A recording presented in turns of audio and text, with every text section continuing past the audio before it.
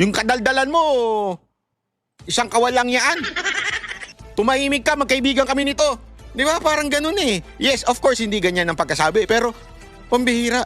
Pagkatapos mong talakan yung kaaway mo, na tapos yung kakampi mo, pinagmamalaki mong kakampi mo, yung kakampi mo pala biglang sasabihin doon sa kaaway mo, uy, friends tayo ha, we're good friends and we respect each other. We love you. Atay ka dyan. Some discussions. I think we've already agreed to a lot of things, and we'll agree to some more right now. But President Xi is a great leader of a great country, and I think we're going to have a fantastic relationship for a long period of time. Ay, nako, yan na nga yung sinasabi natin eh.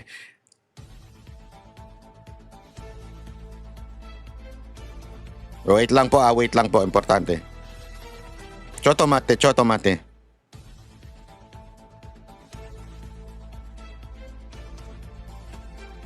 Diba?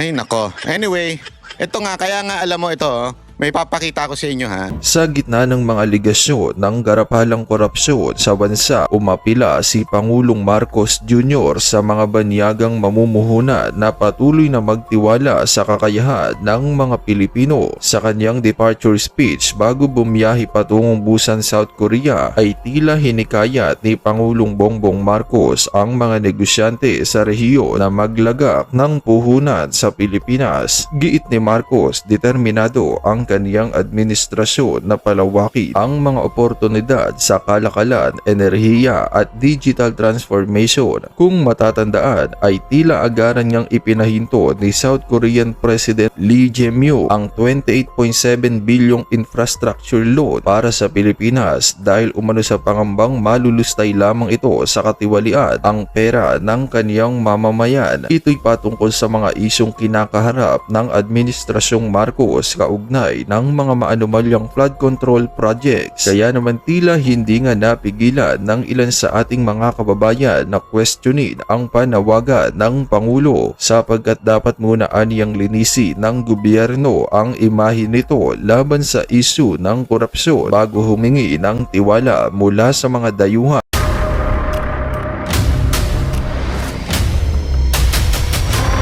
Bago tayo mag-umpisa, baka pwede nyong i-like ang video na to. Malaking bagay ang like sa aming mga content creators. Maraming salamat po.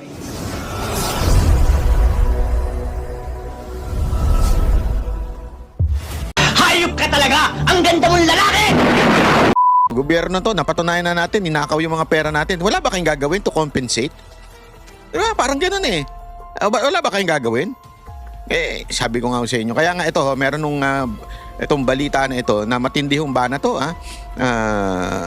Ito. Panoorin natin ito ha. Dahil ito, ladies and gentlemen, hindi lamang po dun sa tax na apektuhan. Ha? Pati ho sa pagtaas ng naku, buti. Kung OFW ka, masaya ka dito. O kasi malaki pera mo, napapadala mo. Pero kung taga dito ka, naku po, hindi ka nakakatuwa. Kasi tandaan ninyo, pag tumaas ang dolyar, ang taas po ng bayarin. Ibig sabihin tataas lahat. Sumadsad sa mahigit 59 pesos ang halaga ng dolyar ngayong araw, ang pinakamababang palitan ng piso kasaysayan. Pinakamababa daw ayon sa kasaysayan ng bansang Pilipinas. Ito na ang pinakamababa. Hindi ko talaga makita kung anong apog na mga bayarang vlogger itong mga tanso na ito para ipagtanggol pa si Marcos. Lalo na yung mga bayaran, di ba? Punta kayo kay Sir Jack sa page ni Sir Jack. Meron siyang inireveal doon na isang bayaran. Kakadiri, yung nagbayad pa man din. Kakilala ko. Yung binayaran, yung pambumabanat sa akin. Wala talagang tunay na kaibigan sa politika, no, mga kababayan. Ha? Hindi, meron kasi ako, wala akong problema magkaroon ako ng kaibigang dilawan, pinklawan, tanso. Wala akong problema dyan, okay lang. Ha? Pero yung pe-personaling ka, yan yung nakaka-bullshit. Kasi kakilala ko, kaibigan ko, nakasama ko pa itong ulol na to eh. Tapos biglang magbabayad ka dun sa isang vlogger, na yung vlogger na yun, pag makabanat at magpakalat ng fake news sa akin, matindi. Pero okay lang, ganun talaga buhay. Yeah?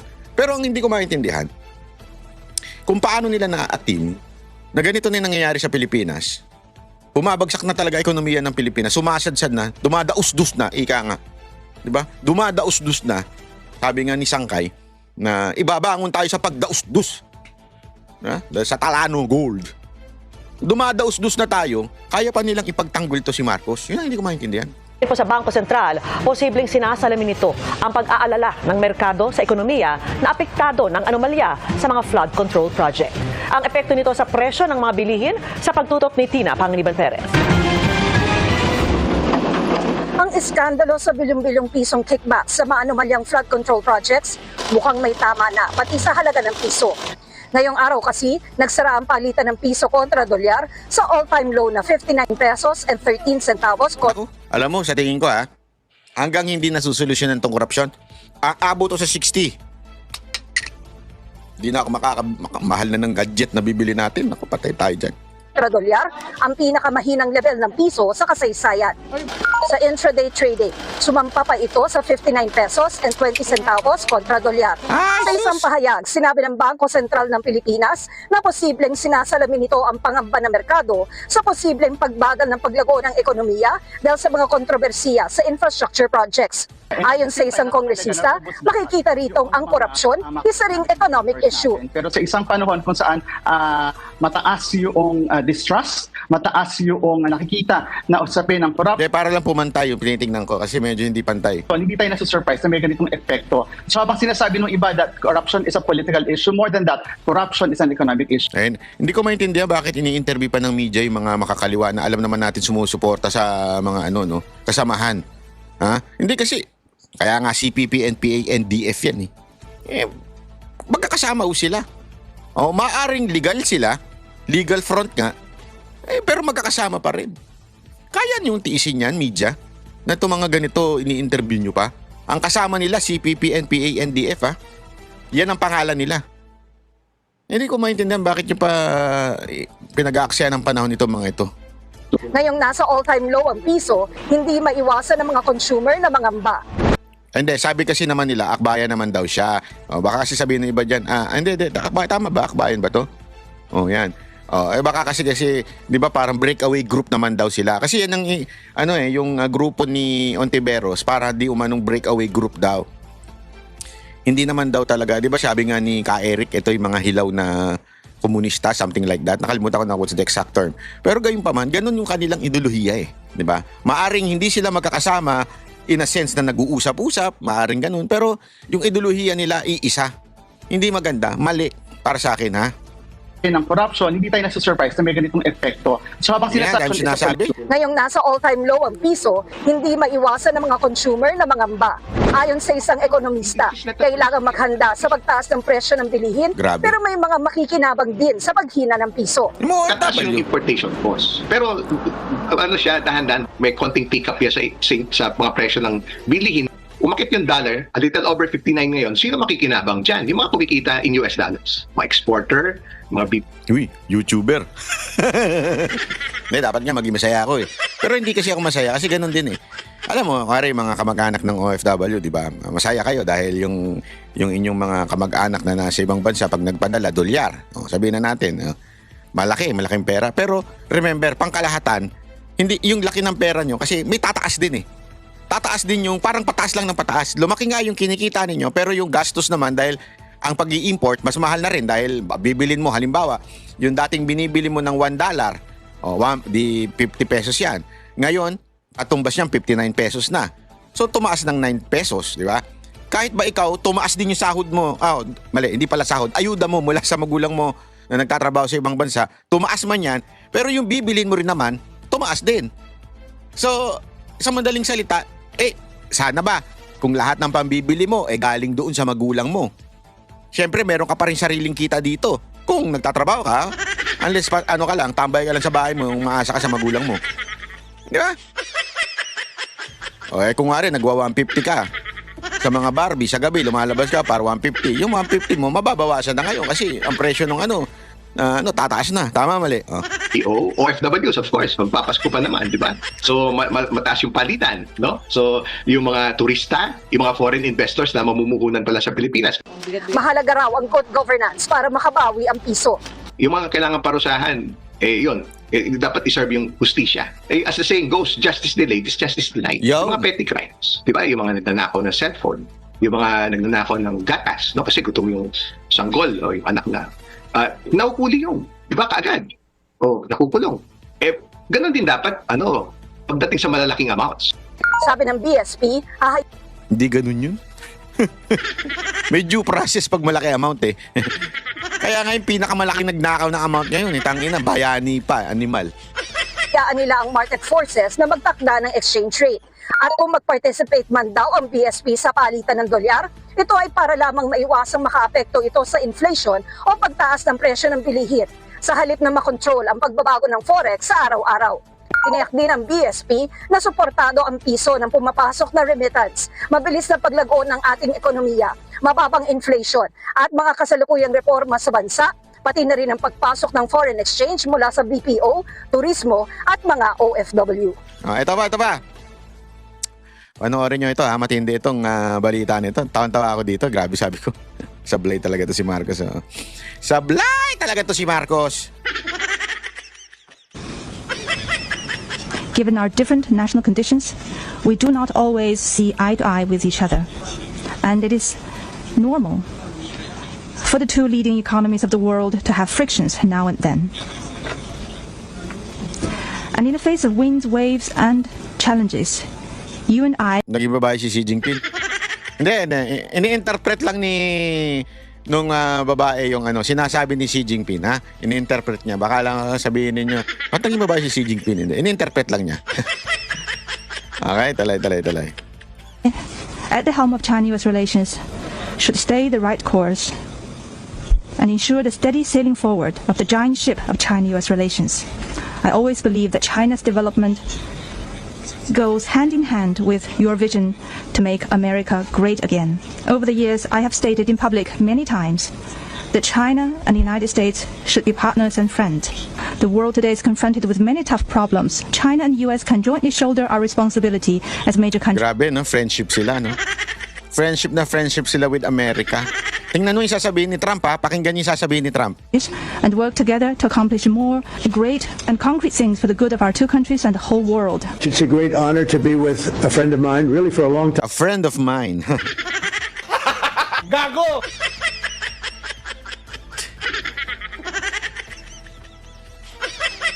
Samantalang tayo, si Tariela, ajit na ajit. Gustong mangagat. Diba? Si Tariela, galit na galit. Tapos yung feeling kakampi natin na Amerika, sabi nila, a friend of mine for a longest time. Patay tayo dyan. Now, if you think about it, the very, very distinguished and respected president of China, and we will be having... Ano ba yan, Marcos? Ano na? Anyari? Friendship sila. Tapos ikaw away ka ng away sa China. Patay tayo dyan. Gago! Ano na? So para kang pinahiya ni Trump.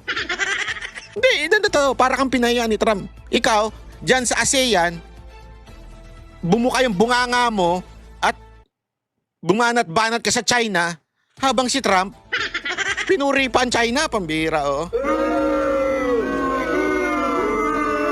Para ka tuloy pinahiya, lantaran. Hindi, isipin mo ha. Ito yung senaryo. Itong ASEAN na ito ay kaganapan kung saan inaayos ang lahat ng sigalot sa diplomasya, sa diplomatic, Ito tayo, parang siga, putang ina. Matapang kami, kampi namin ng Amerika.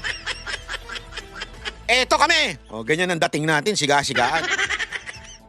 Tas nagsalita na. Akin ang mikropono. Tabi kayo lahat dyan. Etong kasing na to, China na to. Inaano kami, kaya may kalabang kami. Di ba? Ano ang nangyari? Biglang pagbaba niya, nag-usap yung dalawa, China at Amerika. Sabi ng Amerika, my good friend, you are really respected and we would continue our friendship. Ano implication nun, Brad? Parang sinabi kay Marcos, hoy, psst, tigil ka nga dyan. Yung kadaldalan mo, isang kawalang yaan. Tumahimik ka, magkaibigan kami nito. Di ba? Parang ganun eh. Yes, of course, hindi ganyan ang pagkasabi. Pero, pambihira. Pagkatapos mong talakan yung kaaway mo, na tapos yung kakampi mo, pinagmamalaki mong kakampi mo, yung kakampi mo pala biglang sasabihin doon sa kaaway mo, uy, friends tayo ha, we're good friends, and we respect each other, we love you. Atay ka dyan. Some discussions. I think we've already agreed to a lot of things, and we'll agree to some more right now. But President Xi is a great leader of a great country, and I think we're going to have a fantastic relationship for a long period of time. Ay, nako, yan na nga yung sinasabi natin eh.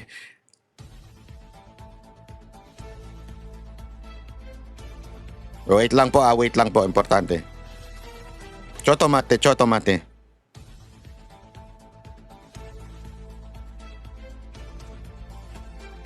Diba? Ay, nako. Anyway, ito nga, kaya nga alam mo ito, may papakita ko sa inyo ha. Ito, napaka-importante itong video na ito eh. Tinan nyo, ito. Marcos has made a huge mistake Alam blasting mo, China. nagulat. Kasi sabi nila sikat daw to. Although, pasensya na ha, hindi ko po kasi napapanood ito. Pero ang ganda po nung punto niya. Ako, yung punto niya yung maganda eh. Tama yung punto niya dito eh. Kasi, ito yung naging headline sa mga pahayagan sa international. Ito yung naging headline. Nagsalita tuloy, nagkomento to talaga. Marcos has made a huge mistake blasting China in the ASEAN summit. What is your goal in blasting China on national television for the international community to see? And anyone who disagrees with me does not know anything about ASEAN or its history at all. ASEAN has always settled disputes in a very peaceful and harmonious manner, never discussing things or never confronting other countries publicly. When China and Vietnam clashed over the Paracel Islands in the 1970s, they did not publicly humiliate one another. They settled it quietly. When the world was condemning the junta or the military coup in Myanmar, ASEAN did not publicly condemn. They sent envoy and dealt with it peacefully. These are countries that genuinely want the dispute to be settled. Marcos is doing the opposite. The Philippines is doing the So opposite. ito, nagbibigay siya ng halimbawa na sinasabi niya nga na yung mga dati daw, kaya nga nagkaroon ng ASEAN eh. Parang ito yung pagtitipo natin at pag-usapan natin ng mga sigalot, ng diplomasya natin, itong bawat isa. Pero anong ginawa ni Marcos? Marcos blast China in Asian Summit. Ano ka ba, Brad? Again, hindi natin kinakampihan ng China. Hindi. Pero ilagay mo sa lugar. Yang lugar na yan, para magkaroon ng diplomasya at mag-usap-usap tayo, ayusin natin to. Tapos puputakan mo? Tapos yung kakampi mo na supposed din dapat puputak din kasama mo, pinuri-puri pa yung kalaban mo? Kahihiyan, di ba? The Philippines is always an outlier. Every single country in ASEAN is not doing what Marcos is doing. Remember, the most powerful in the room is not the loudest in the room. It's the one who's the most strategic. And Yun. Di ba? Hindi yung pinakamatapang, yung madaldal at sumisigaw-sigaw dyan. Kahihiya talaga. Kahihiya nito si Marcos. Alam mo, ewan ko. Yung sanang may mga magagawa dyan, sana kumilos na kayo. Pag-resign ninyo na ito si Marcos. strategic doesn't necessarily mean you have to be loud. You are making yourself look like a frontman for Washington. A lot of people might think you are. Oh, ayan. Mukha ka daw yun na nga masama nun eh. Ikaw na yung umaharap. Di ba? Mukhang fraudman of Washington, pero yung Washington, gantindi ng puri sa China. Kawawa, Marcos. Ay, nako. Sana, kaya nga alam mo mga kababayan, etong mga nadarating. Kasi ako, aside from the corruption na matindi, na consequence, yung sipa ng ginagawa niya sa China, talagang sablay eh. Sablay. It should be, alam mo yun, maging peacemaker ka. Negotiation, pag kuwari nakikipag-negotiate ka, hindi laging pagalit. Diba? If you want to get something, hindi pa pwede magsusungit ka. Hindi. Masungit kami, bahala kayo. Hindi, that's not how negotiation goes. Alam mo, napanood ko kasi yan kay si Donald Trump, hindi pa politiko yan. Lahat ng Apprentice, pinanood ko. Lahat ng season ng Apprentice. Kaya nga yung mga salita niya, sabi ko, may ano ito, meron tong kinabukasan pag tumakbo ito sa politika. Kasi marunong siya mag-negotiate. And that is the best way to deal with problems. You have to learn how to negotiate. Hindi laging galit. Pag lagi kang galit, sa tingin mo makikipag-negotiate pa yung tao sa'yo? Hindi na. Aalis na lang, iiwanan ka. Makikipag-negotiate sa iba. You have to make him realize that he needs you. That he will get something from you, kaya kunin ka niya. O kunin yung service mo. Dapat ganun. Ito si Marcos, ewan. O di nagmukha ka ngayong tanga dyan sa ASEAN. Di ba? Tapos may palusot ka pa doon, kaya ka wala sa picture kasi yung sa 0-0 tariff, ganyan-ganyan. Hindi, choice namin yun na ayaw namin ng 0 tariff kasi malulugi yung mga local natin. Ulul, wala naman tayong local. Nagkaloka-loka na nga tayo, puro nga import ang ginagawa natin eh. Huwag tayo naglulukuhan. Talagang wala lang respeto sa'yo. Akala mo lang, pinasasakay ka ni Trump, akala mo lang, may video pa nga na hindi ka pinansin eh. Tama, mali. Oh. Tapos ngayon, pilingero ka na akala mo, matapang ako kasi pinutakan ko ang China. Alam mo, sabi ko nga sa'yo, ang tunay na matapang, naalala ko yan, nung panahon ko sa high school ako noon, yung mga maiingay, yung mga feeling siga-siga, hindi naman po talaga yan ang matatapang. Ang talagang matatapang yung tahimik, yung hindi nakikisali sa gulo. Pero subukan mong ibuli, meron kang kalalagyan. Yun ang tunay na matapang. Yung hindi maingay, marunong mag-isip. Sabi nga nitong mama na ito, itong nasa huling video natin, hindi yung pinaka-loudest, kung hindi yung pinaka-strategic. Yun po dapat ang tamang approach. Ikaw, pinaka-maingay. Wala sa lugar yung pagbablast mo. Again hindi ko sinasabing wag natin palagan ng China. Pero ilagay mo sa tamang lugar. Tama, panahon yan. Kaya sabi nga, hindi porket tama, ay tama nang gawin. You have to do it in the right time, in the right place. Diba? Parang pagtatalik yan eh. Pagtatalik talaga. Hindi. Dapat na, walang masama na makipagtalik ka sa asawa mo. Tama, mali? Asawa mo yun eh. Pero ilagay mo sa tamang oras. Bakit? Pag wala sa mood yung asawa mo, pilitin. Ilagay mo rin sa tamang lugar. Hindi porket umano ka na L ka, kahit saan na lang, babanatan mo na. Tama, mali? Nasa tamang lugar at nasa tamang panahon. Etong ginawa mo dito sa ASEAN, grabe. Yung mga media, international media, laman ka. Sikat ka bilang, nagtantrums. Hindi kasi, si Pangulong Duterte, kumpara mo. Si Pangulong Duterte, pag nandyan siya, hindi siya nagjo-joke. Hindi siya bumabanat sa Amerika. Pero pagka ang kausap niya iba, minura niya pa nga si pangalan nito, yung dati nilang presidente, si Obama. Di ba, minura niya pa? Kaya nga, sabi nga ng iba dyan, yun ang dahilan kung bakit nakulong si Pangulong Duterte kasi galit ang CIA sa kanya, something like that. Yeah? Pero inilagay niya sa lugar. Hindi niya isinabi yun sa mga ganyang formal na lugar o ang purpose nito, diplomasya. Ang purpose nito ay para magkaayos. Hindi niya yan inilagay. Nasa lugar. Hindi yung katapangan mo. Mali ka, Brad eh. Ang problema sa'yo, ewan ko. Kung yung nagpapayo sa'yo, tanga. O sadyang lutang ka lang nung nagsalita ka dyan. Ama naming Diyos na makapangyarihan sa lahat, salamat po sa iyong pagmamahal na hindi nagmamaliw.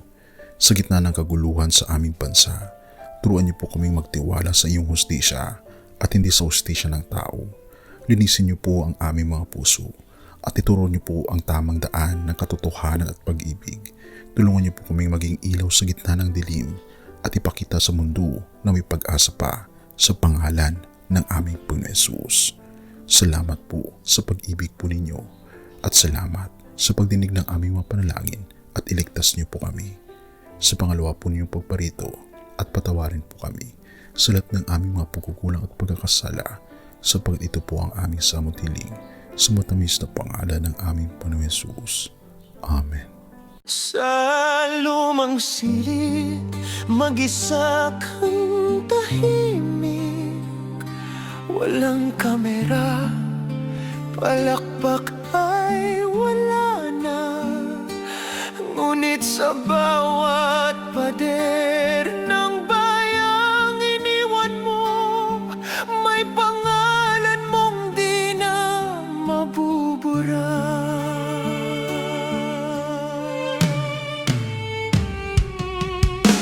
Minsan kang naging balikat ng mahihina, kalaban ng takot, kakampi ng asa.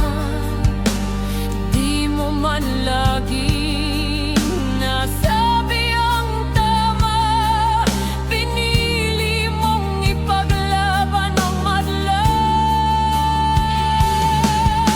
Hindi ka saktan gaya naming lahat, pero tumindi ka nang walang pag-atras. At ngayong pagod ka na, tatay, kami naman ang sasalo ng bawat bigat.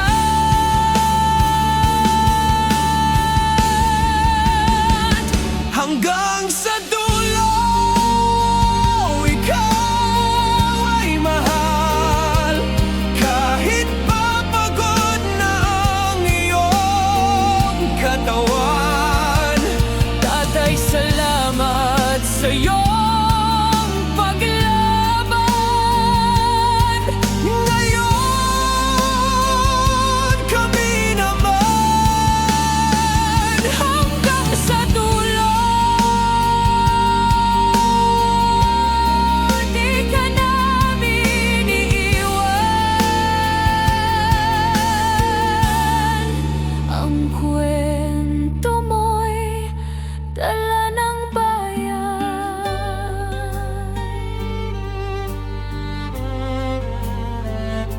Tahimik ka na sa mga batikos, wala nang tugon, wala nang galit, pero sa mata ng mga maralita, naroon pa rin ang tapat mong alaala. Marami mang di nakaintindi, marami pa rin ang di nakakalimot. At ngayong wala ka ng kapangyarihan, tatay, Ang magtatanggol sa'yo ay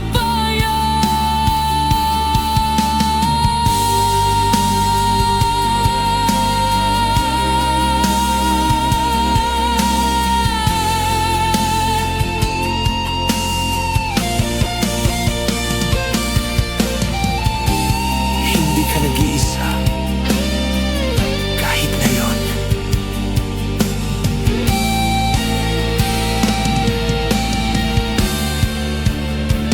hanggang sa dulo, tangan ka pa rin Sa puso ng batang minsan mong pinakain.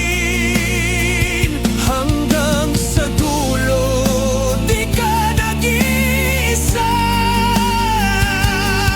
Ang dasal ng bayan ay sa'yo pa rin. Tatay, kami naman ang lalaban sa ngalan mo, sa alaala mo.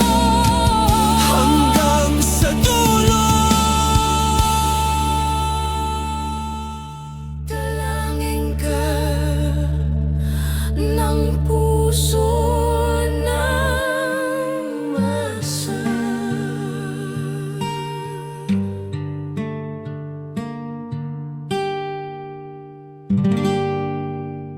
At yun na nga mga kababayan, ano na ang masasabi mo? Kung mayroon kayong hinaing at komento patungkol sa balitang ito, please comment down below. Pag-uusapan natin yan sa comment section. At kung nagustuhan nyo ang video, ay huwag kalimutang mag-like at i-share na din para mas marami pang makaalam at umabot ito sa marami sa ating mga kababayan. Maraming salamat po. Mabuti pa ang sardinas may label. Tayo, wala. Nay, ito na yung bayad ko sa isa, ano? O, kunin mo yung isa. Isa muna, yan, o. Tapos, isa pa, di ba? 4 dapat na sardinas, eh. O, yan. 3 na. Pang-4 na sardinas. O, okay na.